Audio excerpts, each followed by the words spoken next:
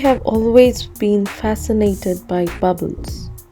But have you ever wondered that you could hold one and bounce them?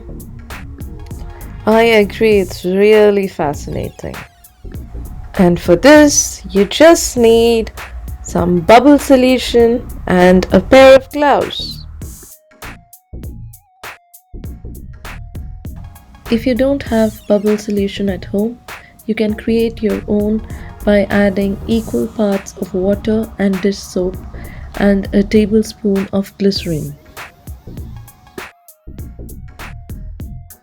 Some store-bought bubble solutions may not work well, so you might have to make your own by following the previous instructions.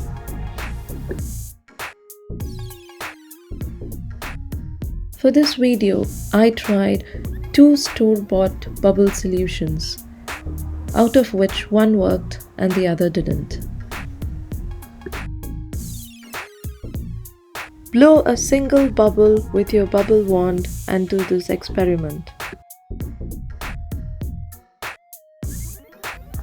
Now for the science bit. Why doesn't the bubble burst? The area of contact of the bubble with the glove is reduced.